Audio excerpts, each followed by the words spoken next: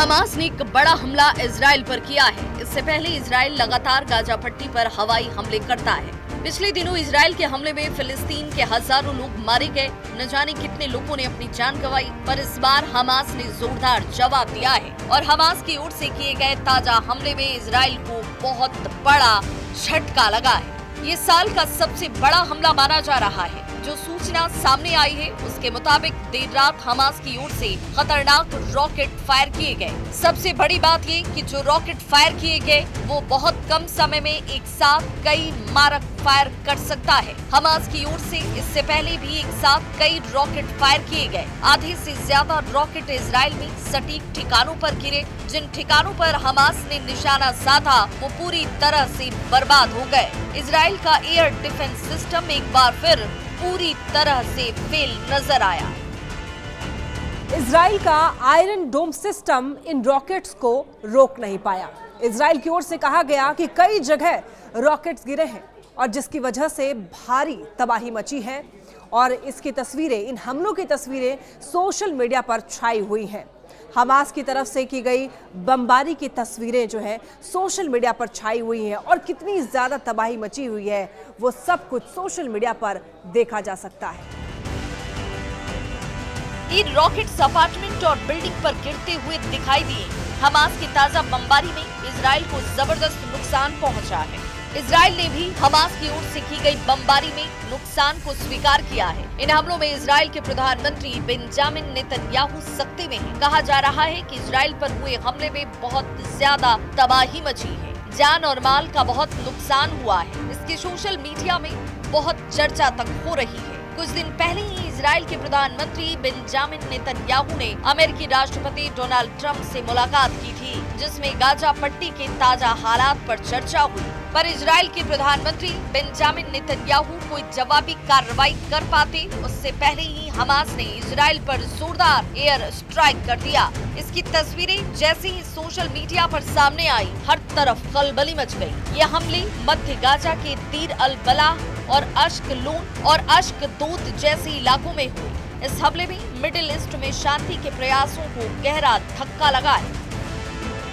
यही नहीं, हमास की ओर से हो रहे इजराइल पर ताबड़तोड़ हमले को रोकने में इजराइल का डिफेंस सिस्टम पूरी तरीके से नाकाम साबित हुआ। ना तो इजराइल का डोम सिस्टम काम आया और ना ही अमेरिका की तरफ से मिला गया हाईटेक डिफेंस सिस्टम काम आया। अब अगर आने वाले वक्त में इजराइल और ईरान का युद्ध होता है तो इजराइल पूरी तरीके से तबाह हो सकता है। जबकि ये डिफेंस सिस्टम इजराइल के लिए बेहद महत्वपूर्ण था। इससे पहले इजराइल अपने डिफेंस सिस्टम का पूरी दुनिया में बखान करने का कोई मौका नहीं छोड़ता था। इजराइल ने एंटी बैलिस्टिक मिसाइल सिस्टम और डोम सिस्टम की बढ़ चढ़कर चर्चा की, पर हमास के ताजा हमलों में ये सिस्टम फेल रहे और इजराइल की सुरक्षा को लेकर गंभीर सवाल खड़े हो गए। अब हर तरफ यही सवाल उठ रहा है कि आखिर इजराइल का सुरक्षा तंत्र क्यों फेल साबित हुआ। हमास को ऐसे ताकतवर हथियार कहां से मिले जिसने इजराइल में जोरदार तबाही मचाई। गाजा पट्टी में पिछले कुछ दिनों के अंदर इजराइल ने जबरदस्त तबाही मचाई थी। इजराइल की सेना गाजा पट्टी के कई अंदरूनी इलाकों में पहुंची थी। इसके बावजूद हमास ने हार नहीं मानी और इजराइल पर जोरदार बमबारी करके पूरी दुनिया को चौंका दिया। इजराइल का कहना है कि गाजा पट्टी के जिन इलाकों में हमास का कब्जा है वहां पर हमास ने कुछ विदेशी बंधकों को भी कैद करके रखा हुआ है और इन्हीं बंधकों को तलाशने के लिए इजरायली सेना चप्पा चप्पा छान रही है। हालांकि अभी तक इनका कुछ अता पता नहीं लगा है। ये भी कहा जा रहा है कि ईरान की ओर से हमास के अल कासिम ब्रिगेड के पास लगातार गोला बारूद की सप्लाई हो रही है। इन हमलों ने साफ संकेत दिया कि हमास झुकने को तैयार नहीं है। हमास ने ये कह दिया है कि इजराइल लगातार हमले करता रहा तो बंधकों की सही सलामत वापसी पर कोई वादा वो नहीं कर सकता है। इजराइल अमेरिका से चाहे कोई भी डील कर ले। हमास ने दावा किया कि फिलिस्तीनी गाजा पट्टी से हटने वाले नहीं हैं। अगर इजराइल जबरदस्ती फिलिस्तीनियों को गाजा पट्टी से हटाने की कोशिश करेगा तो इजराइल की ये कोशिश सफल नहीं होगी। इसीलिए हमास के लड़ाके एक के बाद एक इजराइल पर लगातार अटैक कर रहे हैं। और मिसाइलों के ताबड़तोड़ वार से इजराइल को मिट्टी में मिलाने पर आमादा हैं।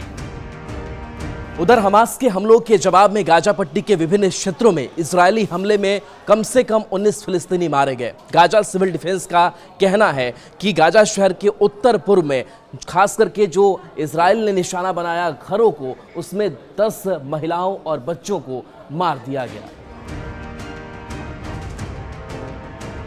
गाजा पट्टी के उत्तर में जबालिया क्षेत्र में इजरायली सेना ने 3 लोगों की हत्या कर दी और अन्य को घायल कर दिया। गाजा पट्टी के दक्षिणी शहर खान यूनुस में इजरायली ड्रोन हमलों में कम से कम 2 बच्चे समेत 5 लोगों की जान चली गई।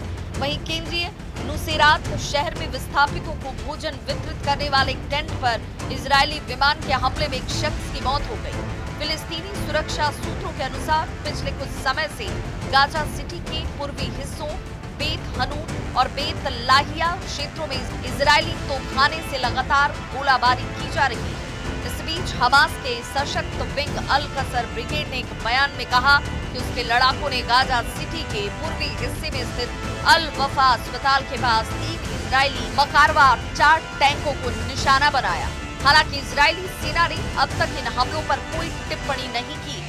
इजराइल रक्षा बल ने कहा कि गाजा पट्टी में फिर से शुरू किए गए अभियान के तहत हमास के राजनीतिक ब्यूरो के कुल 11 वरिष्ठ अधिकारी मारे जा चुके हैं। फिर से शुरू किए गए अभियानों में अब तक वायुसेना के 350 लड़ाकू विमानों और लगभग 1200 आतंकी ठिकानों पर हवाई हमले किए गए।